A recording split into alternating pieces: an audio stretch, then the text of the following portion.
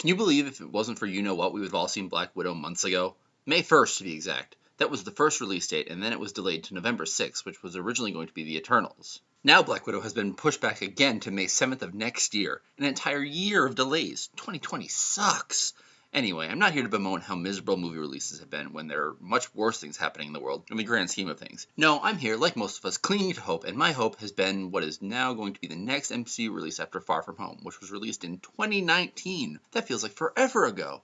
Damn! That release is surprisingly WandaVision of all things. I love both Wanda and Vision. Their relationship and characters have been something I love about the MCU. Neither of them have been really major names in any movie, always playing the supporting role. But when tasked with holding up a major part of Infinity War's emotional storyline, they did amazing. Elizabeth Olsen and Paul Bettany carried a huge portion of what made that movie based on their relationship alone. It was incredible to see, and really, who would have guessed that going into Infinity War? Brilliant. So when I heard they were getting a Disney Plus show, I was even more excited. I love these characters. I love these actors. I want to see more of their relationship. I want to see how it evolves, how they deal with Vision's death. That is another reason I'm so excited for WandaVision. It must be different from other MCU things. Yes, of course, it will be funny and exciting and will introduce us to new characters that we want to see in other properties. Yes, that is all true, but at its core, it has to be different because Vision is dead. Even after Endgame and everyone was reverse snapped back to life, Vision was one of the few that is dead. Like dead, because he was not among the snapped. He had his brain torn from his head. That is still brutal to me. So obviously WandaVision will deal with Vision's death, and they are even teasing that in the trailer. The general assumption is that Wanda will be making some kind of dream fantasy world because her powers really make no sense, and it's fun, so whatever. Oh, and she can make realities in the comics, so it makes sense that she can do it in the MCU.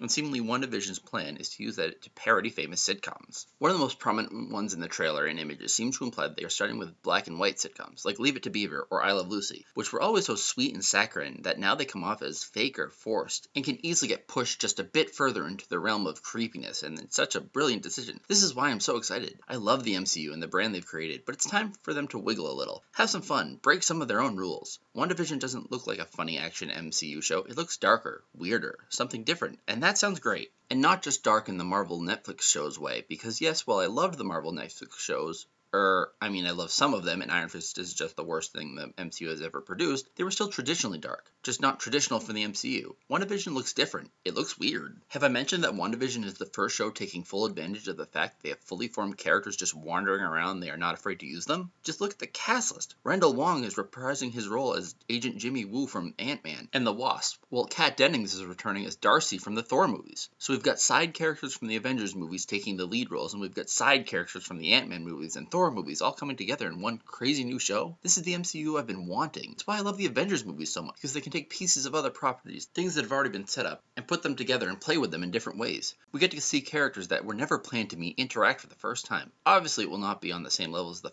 first Avengers movie, but I still feel I will never tire of the idea of a shared universe, and WandaVision is the first non-Avengers movie taking full advantage of the universe. Also, sidebar, Captain America Civil War is Avengers 2.5, so yeah, it counts as an Avengers movie. Another character coming back is Monica Rambeau, but she looks a bit different this time. The last time we saw her was in Captain Marvel, played by Akira Akbar, because Captain Marvel took place in 1995, but now we will get an adult Monica Rambeau played by Teyonah Parris. Why are they putting this much effort into this character? That's because she's another Captain Marvel. In fact, she was technically the second Captain Marvel after the alien known as Mar-Vell. Yeah, it's confusing, don't question it. Either way, in the comics, Monica Rambeau got her powers in a similar way as the MCU's version of Captain Marvel obtained her powers, coming from exposure to an extra-dimensional energy. Presumably, when Monica arrives in WandaVision, she will not have powers, so maybe a part of WandaVision's plot will most likely be playing around with different dimensions, and reality warping shenanigans is giving Monica Rambeau her powers? Maybe she gets exposed to the Tesseract, similar to Captain Marvel herself. Either way, it could be fun having two different Captain Marvels flying around. Great. Guess we're going to need an even bigger threat to even stand a chance against two potentially OP ladies. Now, as much fun as bringing in characters from previous movies will be, WandaVision is not just solely relying on MCU mainstays. No, they are bringing in other characters and actors, most notably Kathryn Hahn, who is playing Agnes, who has so far only been called the nosy neighbor, so clearly they are not revealing too much about her character. But there is a character in the comics that could be similar and does have ties to Scarlet Witch. Agatha Harkness is an old and powerful witch in the Marvel comics, apparently having been around since the Salem witch trials. Either way, perhaps perhaps Agnes is the true villain or antagonist of WandaVision. We know Han can kill playing villainous comic characters, and her creepy laugh in the trailer, she's got this witch thing down pat. Han and Agnes seem like brilliant additions to the MCU. There's one last piece of interesting detail that I feel must be addressed when it comes to WandaVision that so far has not gotten that much attention in the trailers and cast lists. At one point in the trailer, looking particularly 80s, Wanda and Vision appear to be dancing holding what seem to be two baby boys. Young and new parents with brand new children is definitely a sitcom trope. But the reason this short clip stands out is that in the comics, Wanda and Vision do in fact have two sons. Twins, in fact. How do a mutant and an android reproduce? Well, when a mutant and a robot love one another very much, and the mutant can manipulate reality and do whatever the hell she wants, things happen, and that's how we get Thomas and William, who just so happen to grow up to be heroes Speed and Wiccan. With more reality warping craziness, these two could come fully formed into the MCU. Combine them with the second Hawkeye coming to the Hawkeye show, and Ant-Man's daughter from Endgame possibly becoming Stature, we have the workings of a new team. Another Avengers, perhaps? They're also kinda young.